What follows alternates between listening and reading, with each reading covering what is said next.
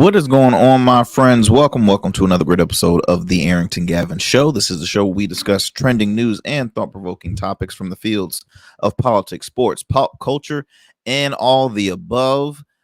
Welcome. I hope you're all having a great day, a great evening. Thank you so much for tuning into the program. For those who are new to the show, yes, I am your guy, your friend, your homie, Arrington Gavin. I consider myself a conversationalist. I learned so much amongst conversation, and I feel like what the world is missing right now is just a sit-down convo over a drink. If you're not a drinker, over some water, sweet tea, lemonade, whatever your preference is. This show is meant to have just a simple, great conversation, okay? Just a great conversation, nothing new, just a convo, So very excited to be joining you here on this great day.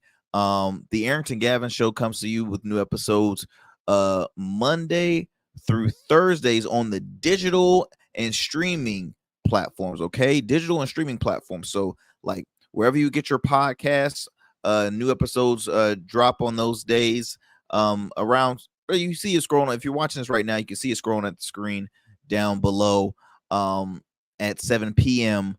on Monday through Thursdays at 7 p.m. on all digital and streaming platforms. So YouTube, Rumble, all podcast platforms, but also you can listen to us Monday through Fridays on WDJY 99.1 FM Straight Talk at 11 p.m. Monday through Fridays at 11 p.m. on WDJY 99.1 FM Straight Talk. If you're in the Georgia area, the Metro Atlanta area, look, thank you so much for tuning into the program.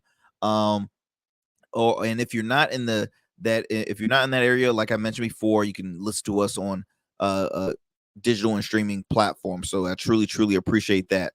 A lot to impact today, y'all. A lot to impact. We're gonna be talking mostly politics. We're gonna throw in some entertainment as well and some sports related stories.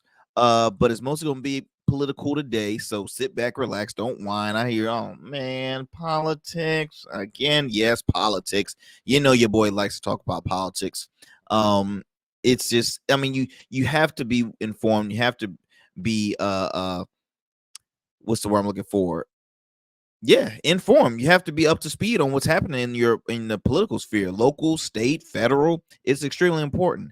And don't just tune into like one news source. I cannot stand people that only put themselves in a bubble and will follow just one platform. You just can't. You should never just rely on one news source. You have to mix it up and really look at all of them. Read, subscribe to 4 to 5 different news publications. Watch all the news platforms, not just one, not just your Fox News, not just CNN, not just MSNBC, not just News Nation, but all of them. Even watch news that are on the digital circuits, like the Young Turks or Scripps News or what else? Oh Lord, I'm blanking. Oh, it's gonna come back to me, but actually no, it's not gonna come back to me. Let me try and figure out what it is. Never mind. I'm blanking on the other one, but you hear what I'm trying to say. Change it up, right? Read a variety, get your information from all different types of sources. You can hear different perspectives. I was just speaking with a buddy of mine not too long ago. And we have opposing opinions politically, but guess what? We're still bros. That people have to realize you have to agree to disagree. At the end of the day, if we have the same common goal, the same end goal, but we just have different steps on getting there, okay, at the end of the day, are we still trying to meet the same end goal? Yes. That's people disagree all the times in board meetings and certain groups when they're creative groups trying to create something new. Everybody always agrees to disagree. It's not easy, it's not fun, but hey, that's life. So what kills me is the fact that why can't people do that when it comes to politics? They're like, oh, you voted for this person, so you must be that kind of person, and because you vote for this, I can't talk to you anymore because now I see your true colors. I mean, like, come on, people, grow up, grow up. It's really sickening. It's I can't stand it. You'll be surprised. Actually, majority of my friends are people that I disagree with. Majority of my friends are disagree. Hell, my wife and I, we don't agree on everything, but we love each other. We love each other. So it's just very interesting. I don't even know how I even got there, but yes, we're gonna be talking a little bit about everything here on the program. As I mentioned before, the Arrington Gavin show comes to you Monday through Thursdays on digital and streaming platforms. Okay, digital and streaming platforms every Monday, Wednesday. I mean, excuse me, every Monday, Tuesday, Wednesday, Thursday.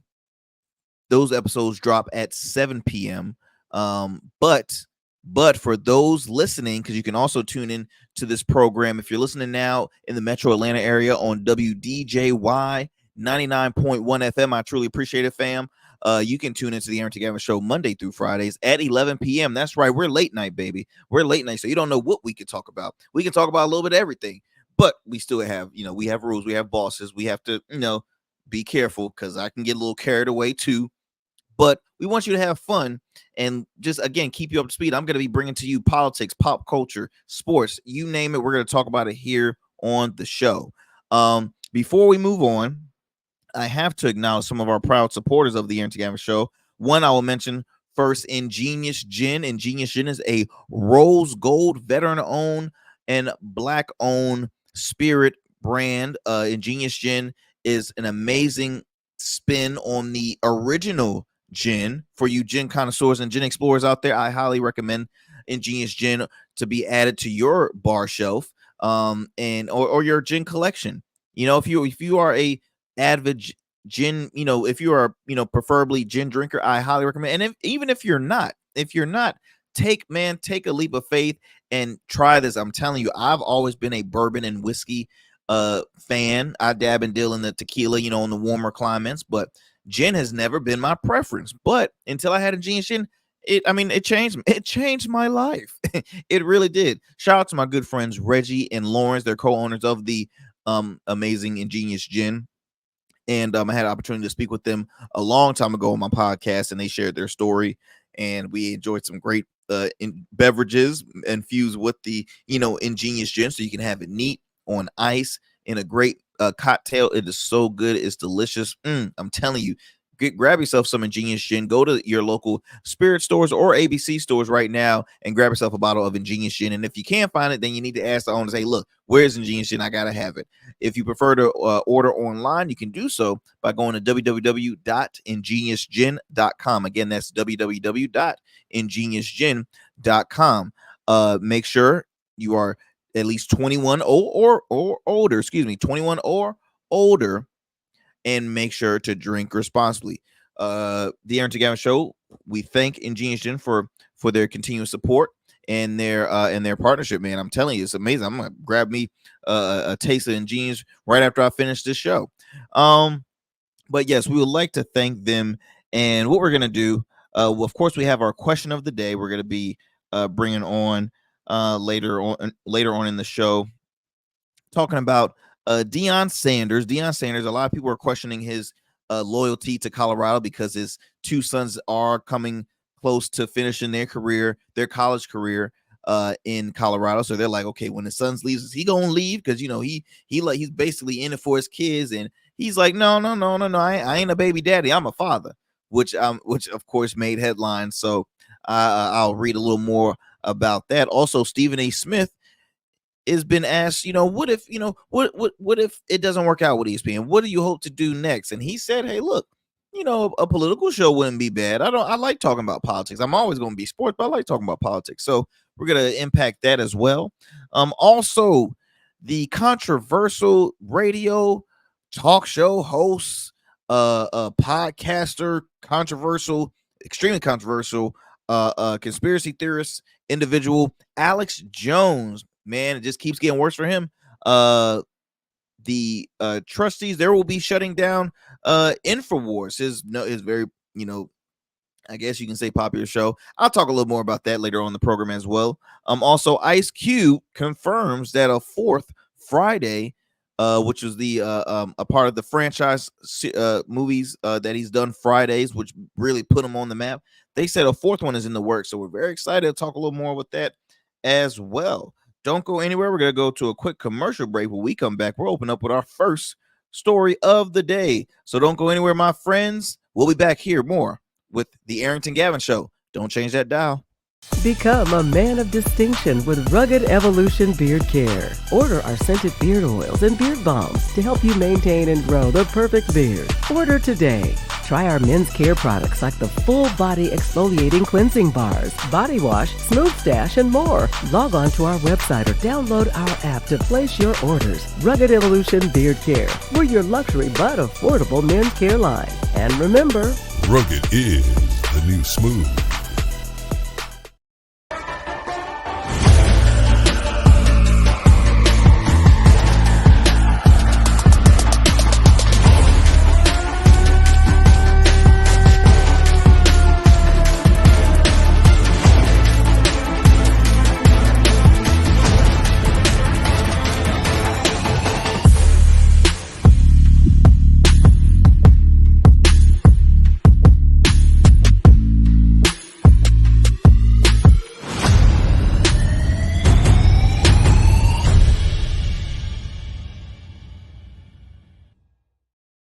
All right, welcome back to the show. Well, look, on the last show, last time we spoke, I had shared a little bit about the fact that young people are leaning more, young voters specifically, are leaning more to Joe Biden in more than leaning towards Trump, because before there was so many young people are starting to lean more towards Donald Trump. They like him because he's a man that doesn't hold his tongue, and he doesn't care, and he's not the typical politician, and this and that and that and this. And the reason why they don't care for Joe Biden is because all these promises he's made has not been accomplished, and he's old as dirt, and he keeps on falling, and this and that. So I wanted to talk a little more about that, because I just think, because this election season right now, y'all, is some extremely critical election season. So much is at stake. And I just want to continue to share with you, especially young people that tune into this program, the importance of voting, the importance of doing your own research when it comes to which candidate are you more of a fan of, and really digging deep on your true core values, right? Because there's a lot of people that will choose morals over, money over morals. There's some people say, okay, look, I'm voting on policy, not the person. There's people that vote on the person and not too much of the policy. And to me, both of them are just as important, because here's the thing. And I always kind of use the analogies of like sports analogy. So if I say I'm on the football team and it's time to vote for a team captain, you want that team captain to represent the team. You want that person to be in leadership that has all the your boxes checked when it comes to great representation, being respectful, being humble, not acting like a fool on and off the field, someone that, again, represents the team the right way. Because there can be great athletes that are cocky as hell, or mean and all about them, or you can have people that are the opposite. You can have people that are a little bit of both. Like, it's just so many layers. So, for example, I use this. In my opinion, a lot of young people will lean towards the candidate that they were however their upbringing was raised. Because if you're raised in a democratic, was raised in a strong Democratic household, then guess what? Most likely you're going to lean Democrat. You're always going to lean to what your parents tell you. You're always going to lean Democrat. Same goes for if you're raised in a Republican household. You're going to lean towards the majority in your family is telling you to vote for. You rarely will have your own opinion. Now, it's a new day and age, because I feel like young people are like, no, I'm going with my true beliefs. But they do so without really looking into the meat and potatoes and the details of it. Because some people might say, okay, I'm gonna pick one thing that is big on is very important, and I'm gonna lean towards that canon. Which, me personally, to me, that's kind of the wrong way to do it. In my opinion, I think that's the absolute wrong way to do it. You gotta look at more than just one thing. There's so many other things because one thing cannot suffice to full on, because not everybody will have the same what's the word I'm looking for? Not everybody will have the same results if say just one thing was set in stone, or this is the main thing that I'm going and this is how I'm going to win. If you want to lower taxes, okay, boom, that's my thing. So okay, what if the other candidate says I'm going to also lower taxes? So now you're screwed. So you gotta be realistic with this. I see a lot of people support Trump because again, he's just he's a character, he's a personality. I would say that I was a fan of Trump on The Apprentice. I personally don't think that Trump in the earlier stages even thought he was gonna win the presidency. I think it was all a personality game for him. I guarantee you that man never in his wildest dreams say, "Oh man, I won. Okay, what do I do?" I mean, that's why with so many people getting fired, hired, fired, hired, fired. How many people did he go through in just his 4 years, in just his one term? So many, right? So to me, it was never as major as it was. To me, it was just like a publicity stunt. Now he realized, okay, he's in office, and now he wants to try and do it again. You have young people that look at him and are fans of the character, of the celebrity, of the persona. Ooh, billionaire, old guy, young wife, says what he wants to say, doesn't care. Really, he says whatever the heck he wants to say, and he gets away with it. Everybody hates him. He's the villain, that TV villain that everybody wants, loves to hate. It's weird. It's really weird. Now, moving on to Biden. Biden is unattractive to in at the beginning, in my opinion, to young people because he's an old white guy that speaks unclearly. They always catch him falling. Those have been viral moments. He doesn't have rhythm. I mean, if you saw him at the Juneteenth concert, how can you just stand still like a gnome and not even try and try? At least you see, Trump got the two arm. Ooh, what? It looks ugly, but that's his. That's his new dance. It cracks me up every time when I see it because he's like, hey, look, I'm trying to get these votes, get me back in the White House so I don't have to go to jail. Like that's, I feel as though that's why he's like saying, okay, I'm gonna dance as many times as I can because people love me, people are liking it, and so it's interesting. I think now that it's getting closer towards election season, because November 5th will be here before you know it. I think now young people are really starting to say, okay, look. At the end of the day, we have one gentleman that's already been charged on 34 felony counts, right? So he's a convicted felon. Now, let's be honest. The counts that he's done, are they, does that make him a danger to society? Does it terrify me? If, oh gosh, he was charged on a case that I'll be so terrified. It's a white collar crime. They're white collar crimes. It's still against the law and consequences. People that break the law should be punished. But it's not like this man was. It was 34 counts of the most traumatic and vicious charges. It was white collar crime. It was to be, for his own benefit. But I go back to when it comes to vote for a team captain. Would you want somebody that will do something is wrong just for their own personal gain and benefit?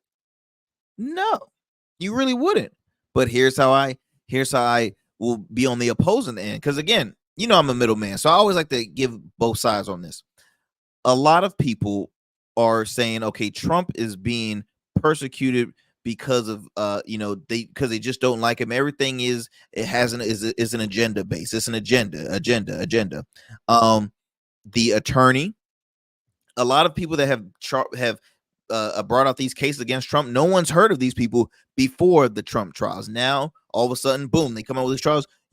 Everybody. Fannie Willis out of Georgia. District Attorney Alvin Bragg out of New York. No one knew who this guy was, but now you do, because this is one of the most talked about cases of all times. And yes, these individuals are, to my knowledge, Democrats, right? So it helps people's cases that are defending Trump, saying, okay, look, you have these people that are going after him, and I'm telling you, it's just because they're trying to stop him from winning the election so that a Democrat could be in office, blase, blase, blase. Now, for those who have to say, okay, well, check this out. The son of our current sitting president was just found guilty on 3 charges. Now, they were involving drugs and like guns. It was three charges that he could face, some real time. But he was charged based on his addiction. This man had a drug addiction. Okay, he, I would think, was carrying a weapon while under the influence of drugs, or it was. Don't get me quoting wrong. I'll have to go back and I'll talk a little more later on when we get towards the election season. But like, there's so many factors. You just are, for young people, it's like, okay, who to choose? As a, I consider myself still a part of the young crowd. I'm still in my 20s, barely. I'll be hitting 30 next year, but young people are bored out of their mind seeing old guys going at it. They don't like politics. It's not sexy to them. Okay. It's not, yes. Having a better way of living, it is important, but they care about is student debt. For young people now, they care about student debt, women's rights. Those are, to me, like 2 huge factors that that young people are really looking into. They're looking into I remember, I said cost of living, because everything's getting so expensive. So when I graduate, okay, is it going to be safe for me to either to find a job? Is it going to be, how is the process going to be for me to pay off my student loans? Right now, for females, you got 2 issues. You have that, as well as, okay, reproductive rights. They're fighting on the abortion issue right now. And that's a major, major thing, because you don't want to lose the rights from anything. It's 2024. I shouldn't have to lose any rights, especially rights that I've had for years prior. And now all of a sudden they're removing it. It's uncalled for. But I would say this. Different polls are going to always fluctuate throughout until it gets closer towards election night. It is still very early, but time is flying past. We're going to be having the first debate happening. I believe they're going to have the first debate aired on CNN, which by the time this show go out, they've probably already had it. So I'll follow you up more on my socials about that. But in all honesty, the American people on both sides, they feel untrusted. They feel like there is no trust at all. They are tired of the so-called campaign promotions, right? The personal attacks. It's dumb. And there's so many parties involved. It's not even like 2. It's not even right and left. I mean, you have the MAGA movement, which is a party of its own. True Republicans do not like them at all. I know a lot of them. Okay, I'm not a Republican at all. God knows I'm not. But I know a lot of them. I'm very close friends. I have some of my family that are Republicans. I know a lot of Democrats. Democrats are not happy with who's the face right now. But it's the lesser of 2 evils. I still think that they need to work ways to get all candidates. That includes multiple of the third-party candidates. Jill Stein representing the Green Party. Cornel West is an independent, as well as RFK Jr. and Chase Oliver, who's the leading libertarian candidate. So I believe you need to have all people on the stage. Okay, you need to have all. That's just me. But let me go ahead. We're gonna go to a commercial break. But before I do that, I have to acknowledge another proud supporter of the Arrington Gavin Show, Bernardo's Menswear. Bernardo's Menswear keeps you looking swagged out from head to toe. Business, casual, formal, you name it. He has it, everything. Bernardo Johnson's a dear friend of mine. I've gotten plenty of pieces from him, and I'm telling you, they are just they're sharp. They are so sharp. Shoes, button-up shirts, blazers, sports coats, full on suits, you name it, he has it there. If you are located in the Hampton Roads, Virginia area, then you need to visit him in MacArthur Mall, located in the heart of downtown Norfolk, first floor, Bernardo's Menswear. Or if you are not in the Hampton Roads area and you prefer to shop online, visit his website at www.bernardosmenswear.com. Again, that's bernardosmenswear.com. Don't go anywhere, my friends. We'll come back. We'll have more here on the Arrington Gavin Show. We'll be right back.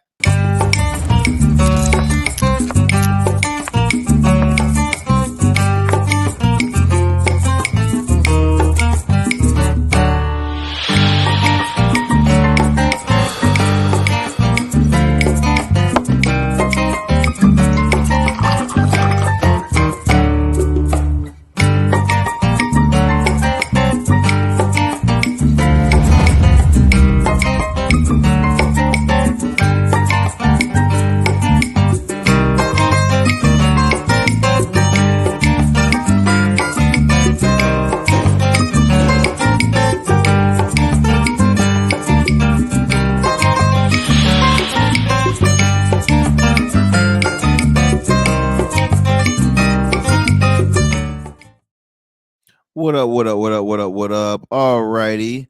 Let's go on and move it on to our one of our stories I wanted to talk about. So Deion Sanders, football Hall of Famer, Super Bowl winning champ, and now collegiate football coach. First of all, winning collegiate football coach, at least in the HBCU circuit. He was a multi-time SWAC champ with Jackson State. He then went on to head to Colorado, PWI, a larger school, larger scale.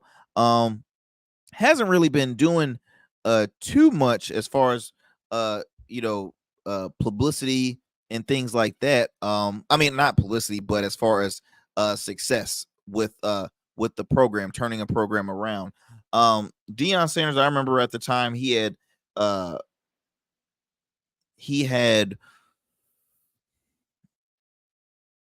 had some backlash when he first had announced that he was leaving Jackson State, because everybody's like, wow, dude, you were supposed to be the person to help change HBCU sports and HBCU football, and now you're leaving because why? It's more money. Not fair, man. You're always, opportunist, this and that. I mean, everybody was pissed. It was a debate that was at the barbershop 24/7.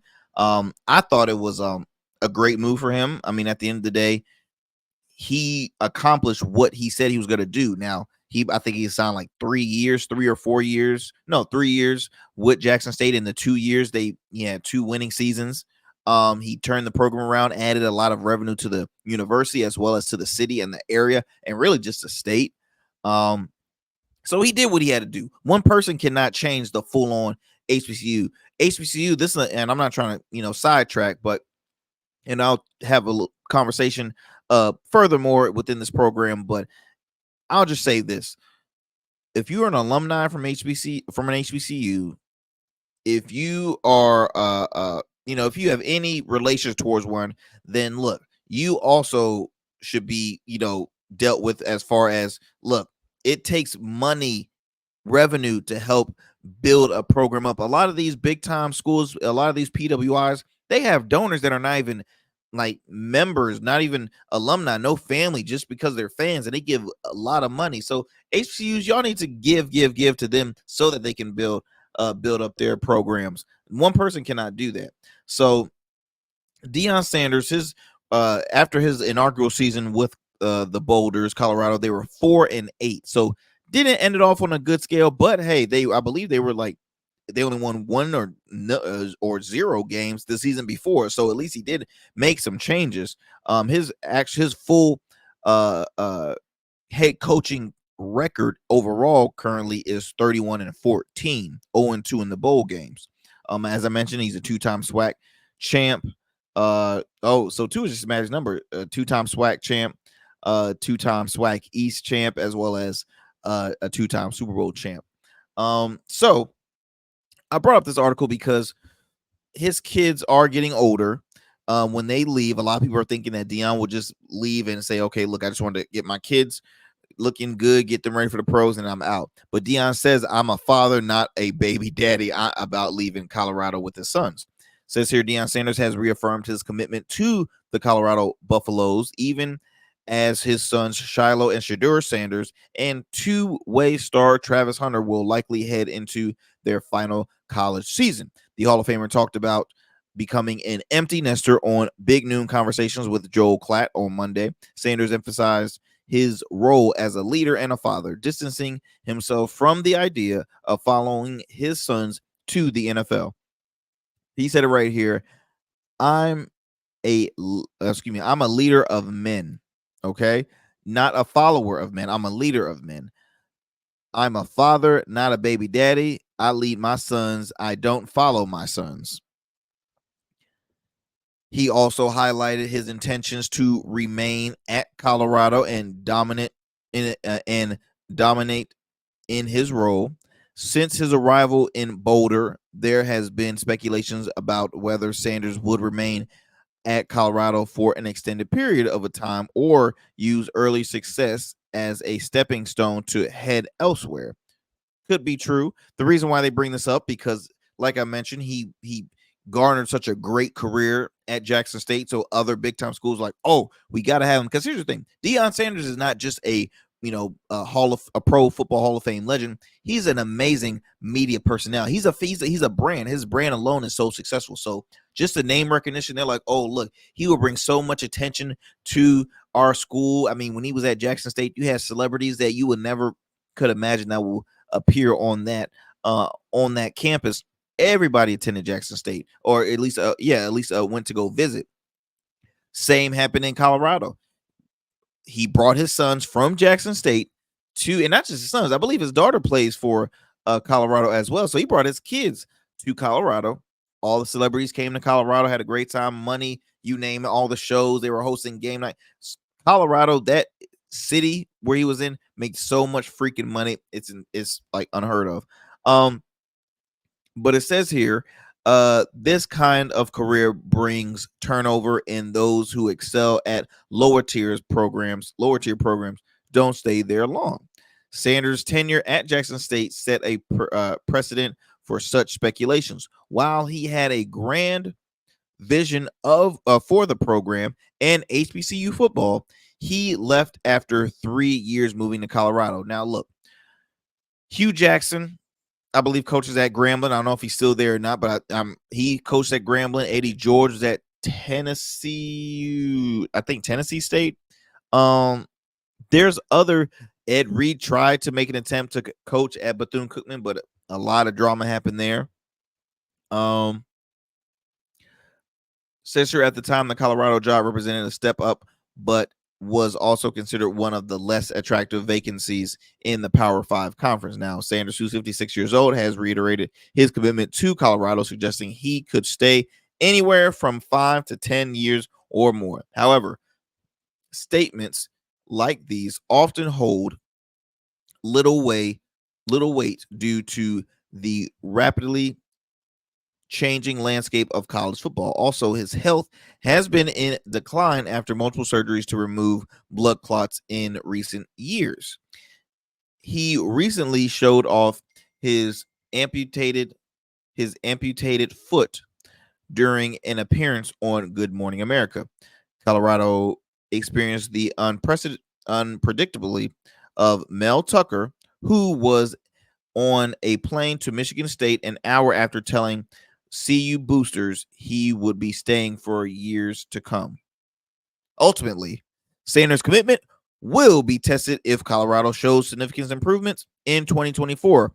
Attracting interest from other schools or wanting to fully retire will be attractive options. Now, look, what I can't stand about certain programs, even in the pros, you cannot turn around a team in one season. That is bonkers. Anybody that assumes that you can turn around a team in 1 year, you're a fool. Okay. So when I see pro coaches on any sport level, right, whether it's baseball, soccer, football, basketball. When I see these coaches get fired after one season, to me, I feel like that's just unfair.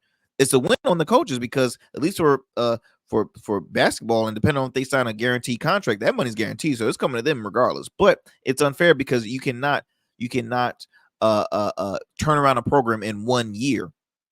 So his dedication to the program, he meaning Deion Sanders, program will truly be measured by his response to such opportunities. Until then, his assurances of a long-term stay at Colorado remain a hopeful promise rather than guaranteed reality. So my take on this, guys, is that Deion will stay. The money they gave him, he would definitely stay because Deion's always going to be a money man. I'm going to tell you that right now. Deion will stay for, I'm going to say,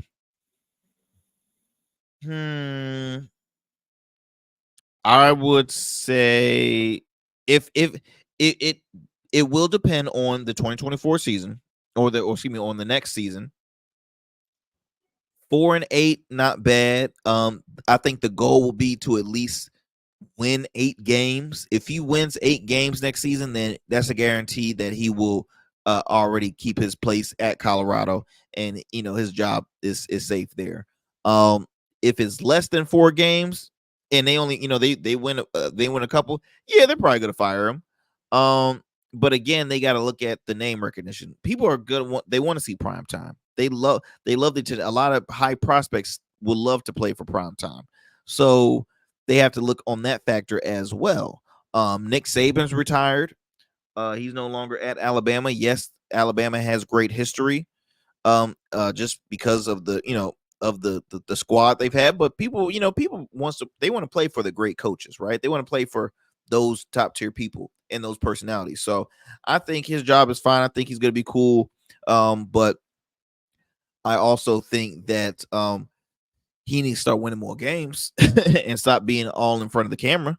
He definitely needs to start winning some games and start to capitalize on that as well, especially with his kids heading into their final season.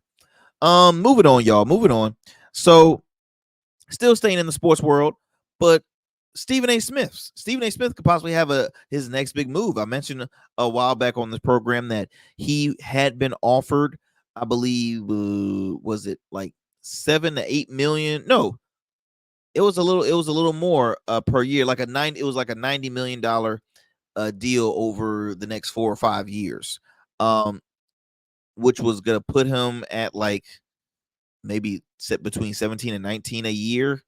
But I think he wants to make at least 25 a year. Now, I remember a long time ago, the last time I heard about his contract or his salary, it was like 10 million a year, which is still awesome as for a journalist, because I'm pretty sure that news journalists don't get paid that much. Now, he's in the world of sports, but he also started his own digital program called the Stephen A. Smith Show, which is a podcast, but it's on all digital and streaming airwaves. Very successful. He has a lot of viral sound bites, controversial sound bites, because Stephen A. Smith is also, like myself, an independent, right? We don't pick sides.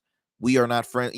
We are not married to any parties. Yeah, I'm friends with everybody. So, but I like to be fair and bring stuff right down the middle and be upfront with you, unlike some other people that are in politics.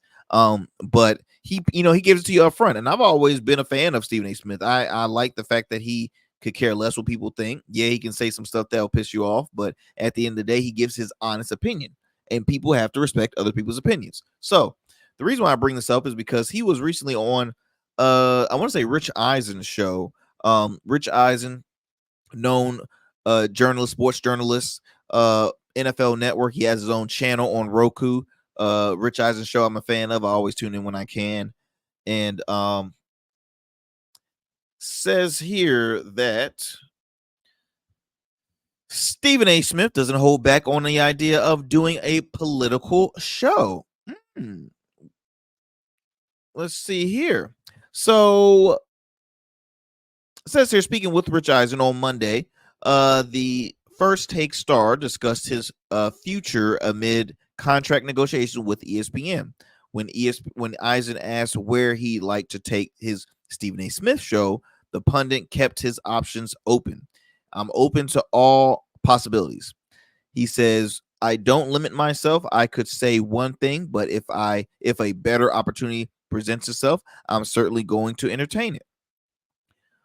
While he has no intentions of leaving the space, Smith said he's not married to just sports. As a fan of Bill, as a fan of Bill Maher. He quotes, as a fan of Bill Maher, John Oliver, Jon Stewart, and Trevor Noah, he called the idea of hosting his own political themed show in front of a live studio audience incredibly appealing. It's not the be all end all, he said. It's not to say I have to do that, but if an opportunity presents itself for me to do that on a weekly basis, it's certainly something I would entertain, whether it's in the sports stratosphere or the political stratosphere, because I like talking politics. So do I, Stephen. So do I. I like talking about some of the political issues that are percolating and permeating throughout our society and beyond. When Eisen said politics would be a tough transition, Smith claimed that exactly why I like it. For me, for Stephen A. Smith, I don't think it's a huge shift. I mean, people are still going to have the same opinion about Stephen A. if he's talking about politics or sports. I mean, they're doing that right now. He's always been that guy that, he still gets on your nerves, but he makes good points. So I don't think it'll be a huge transition. Now, obviously, it's more of a cutthroat industry because who likes politics, right? Who likes to be a pundit in politics? It's an aggressive field. But to me, so is sports. People have to realize, like, people take sports like a religion, just like they take politics. So both of them are pretty similar, in my opinion. Just one is obviously more impactful because it impacts a way of living compared to sports is an entertainment piece. So Smith also said ESPN was absolutely right from a business standpoint to veer away from politics and is happy to abide by those guidelines. However, he wouldn't be scared of discussing polarizing issues beyond the Dallas Cowboys and the millionth Jordan versus LeBron debate on another platform. Yes, I think this will be pretty interesting. I really think this will be pretty interesting if this ever goes into fruition. Stephen A. Smith is a very well respected, and sometimes people don't respect him. People don't care for him all the time. But I personally think that I enjoy his opinion. I enjoy his reaction, like his theatric, using the large words, blasphemous. I'm appalled. Okay, I'm appalled. His responses, I'm always on the floor. It's so funny. It is so funny because here's the thing: Stephen A. Smith is a very intelligent guy. I've seen him on Fox News a lot, and he will go head to head with multiple people of different opinions with him. And I mean, he just keeps it calm, keeps it cool. He's a guy that can go on any channel without putting himself in the boat. Just like shout out to Charlemagne the God. I mean, those cats, they can go anywhere, and they're not a biased individual. They're not like, "Ooh, I'm team this, I'm team that." No, they're team my opinion, and that's it. Case closed. Treat me with respect, and I'll treat you with respect. So it will be interesting. Could you picture seeing Stephen A. Smith having a weekly political show? Now, to me, if CNN was smart, they should have leaned towards him having either a solo program rather than I think Gayle King and Charles Barkley had one called King Charles on CNN. It was every Wednesday nights. I mean, I'm fans of both of them. I just think the way it was strategized was dumb to me. It didn't make any sense. You have a regular morning anchor, very successful, but you have a morning anchor, and then you have a very well-known NBA Hall of Famer, NBA commentator in Charles Barkley. You bring them together, okay, boom. Unique minds, right? Both of them are, have their own opinions. Charles is very independent. I would say Gail is just very news journalistic. So you really can't tell. Like she might lean left, she might lean right. You never know. She gives you the news and the news only. Um, but it just didn't make sense. The name was clever. Out of all of it, the name was clever. That was the only thing they had going for them was the name. Oh, King Charles, clever, huh? Last name, last name, first name, common. So it didn't make sense. Now, for me, they should have said, okay, look, Stephen A, we're gonna give you a weekly political show. Maybe it could be a Sunday program. It can be a Saturday program. Who knows? Because these Saturdays they're trying to make it more of their entertainment. So I know like Bill Maher has reruns of his Real Time, which is a political comedy, based show.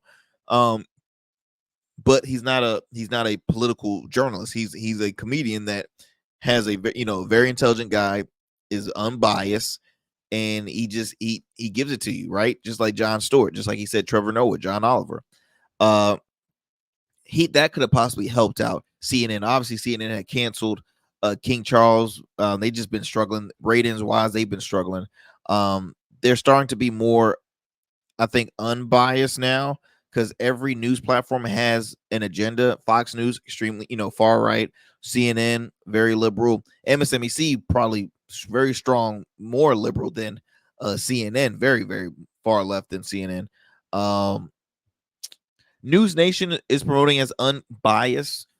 They still been sticking strong to that, just giving the news. They have different news contributors that by with different viewpoints. So they have your left leaning contributors and your right leaning contributors and your in the middle contributors. They're still growing their network. Obviously the Young Turks is a progressive channel. Newsmax is far right, for farther than Fox. There's so many platforms. I mean, Blaze TV, NBC News now. I mean, there's so many. I can think of more and more and more. And then then you have your radio stations and things like that. So luckily for me, Straight Talk, WDJY 99.1 Straight Talk. We have people from all walks of life with different opinions, different backgrounds, and we give it to you straight talk. It's in the name, y'all. It's in the name. Let me see here. I think I want to do a commercial break. We're going to come back with more here on the Arrington Gavin Show. Don't go anywhere, my friends, and do me a favor. Do not change that dial. Become a man of distinction with Rugged Evolution Beard Care. Order our scented beard oils and beard balms to help you maintain and grow the perfect beard. Order today. Try our men's care products like the full body exfoliating cleansing bars, body wash, smooth stash, and more. Log on to our website or download our app to place your orders. Rugged Evolution Beard Care. We're your luxury but affordable men's care line. And remember, Rugged is the new smooth. What is going on, my friends? What is happening? I'm looking to make sure I have the sound bite ready for you guys. But I don't know if you've are familiar with the man by the name of Alex Jones. Okay, Alex Jones. Does that name ring a bell for you? So Alex Jones, radio host. I guess you can consider podcaster. He's known for being a far right radio host and prominent conspiracy theorist. He hosts the Alex Jones Show from Austin, Texas, which it says here was previously broadcast out of Genesis Communications, and then he ended up going into internet radio with his website Infowars. It promotes conspiracy theories and fake news. I think I might have tried to look at it once, and I'm just like, okay, something's a bit off about this guy. So he has been what to say about this guy. He has caught himself in so many just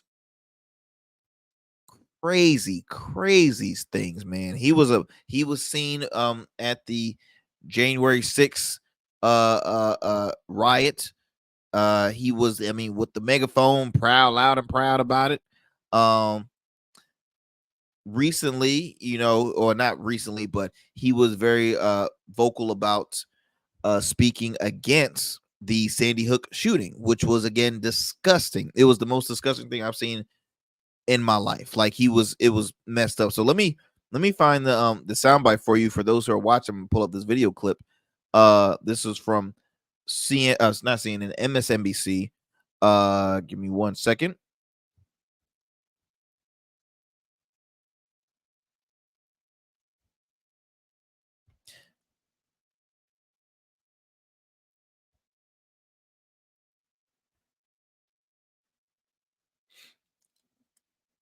And once I get that up, okay, let me see here. Let's pull up the soundbite.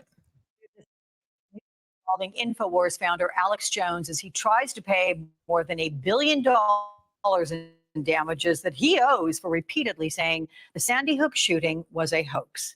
A federal bankruptcy judge has just given him the green light to liquidate his assets, and NBC's Ann Thompson is covering this for us. Does this mean they're closer to getting the money that they've been awarded? Maybe a little bit closer, because Alex Jones supposedly only has $9 million in personal assets. And so he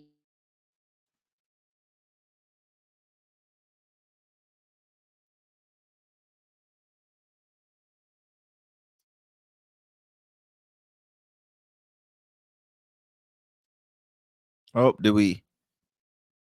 Oh, well, I think we lost that the rest of that soundbite. Yep. Oh, never mind. Suspicion here about Alex Jones and his accounting. Attorneys for both the families and the creditors say that they are finding what they call hallmarks of potential fraud, backdated documents, a flurry of transactions that went from Jones to close family members. They think he's trying to hide assets. Now, the other thing that Alex Jones has been promoting on his website, Infowars, in the last couple of weeks is that today could be the last day of his broadcasting on Infowars, and he has gotten very emotional about that. Let's play a clip. I just want to fucking stop these people. They gotta be stopped. We gotta stop them. Now, I would just remind you that he lied repeatedly about 20 children being killed at Sandy Hook and 6 adults.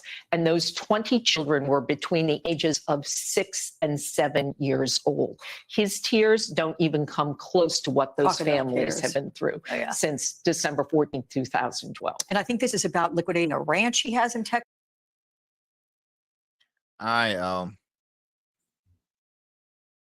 I can't. I can't with that. Let me tell you something. This man is getting exactly what he deserves. You hear me? He's getting exactly what he deserves for multiple times. First of all, my thoughts and prayers go out to the families of the parents of those who was affected from by Sandy Hook. It's something that I like. It's making me ill just when they showed the photo of them, as well as just hearing them talk about it. For an individual to speak against, saying it never happened, and make money off of that. By the way, he made money off of that. And now over here he's booing. They're taking everything away. Well, you know what, buddy? I mean, do you need a Kleenex? Because where were you trying to console parents when they lost their loved ones from that Sandy Hook shooting? Oh no, you were on the opposing end. So let me read. I know that video was kind of choppy, but let me read you a little bit of this article that's reported by MSNBC. A court-appointed trustee in the Alex Jones bankruptcy proceedings is drawing up plans to shut down InfoWars and liquidating its assets to help pay off the $1.5 billion that Jones owes the families of Sandy Hook elementary school shooting victims. Filing an emergency motion in Texas bankruptcy court on Sunday, trustees Christopher Murray revealed that he has been planning for an orderly wind down of InfoWars' parent company's operations and liquidations of its assets. He has asked a bankruptcy judge to extend a stay in the case to allow him to see the process through. Jones' lawyer did not immediately respond to NBC News' request for comment. The emergency motion, if granted, would mean the end of InfoWars, a platform that Jones has used to spread lies about shooting that killed 20 first-grade children and 6 adults in 2012. You hear me?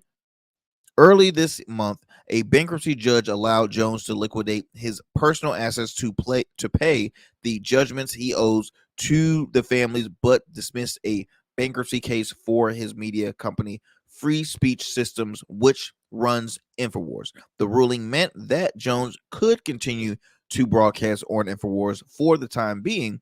Jones has warned his viewers for weeks that the bankruptcy proceedings could bring an end to his show.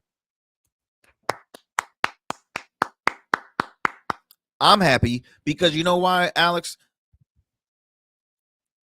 When you are blessed to have a platform that can really hit a lot of people, you have to continue to promote love. You got to promote positivity. You got to promote unity. You don't need to promote hate speech, okay? Or hate towards an individual or you can't keep on doing that.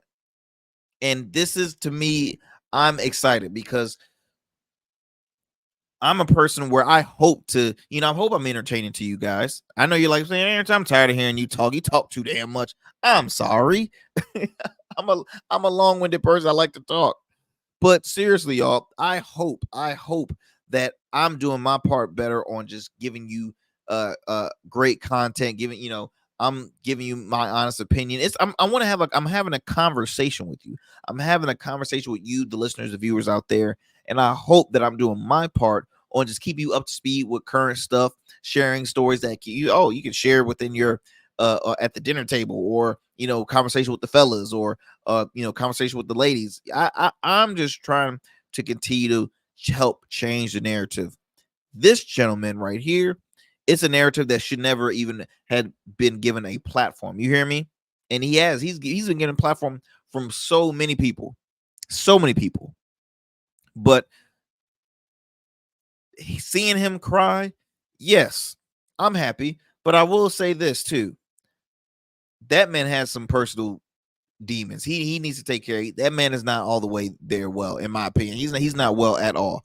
I hope and pray this can be somewhat of a wake-up call for him.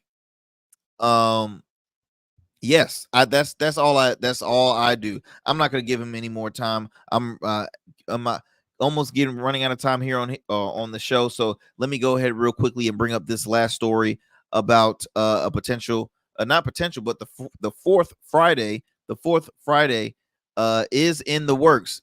Ice Cube has mentioned. So I'll talk a little more because I'm running out of time. So I'll pass it on for the next show. But just to at least get you guys as a little tease, Ice Cube confirms the development of the fourth Friday movie. So the question of the day, I didn't even do the question of the day. Question of the day is, what is your favorite Friday film out of the 3 that they've had? Is it the first? Is it the second? Is it the third? What is your favorite Friday film out of the franchise? So have that answer ready for me. And I will see you next time here on the Arrington Gavin Show. Be sure to tune in Monday through Fridays on WDJY 99.1 FM Straight Talk at 11 p.m. Monday through Fridays, and as well as on all digital airwaves. Okay, all digital airway streaming platforms, you name it. Follow us on our YouTube channel, R Smooth Club Media. Okay, R Smooth Club Media, as well as Rumble at the Arrington Gavin Show. Stay blessed, y'all. I'll see you next time, my friends.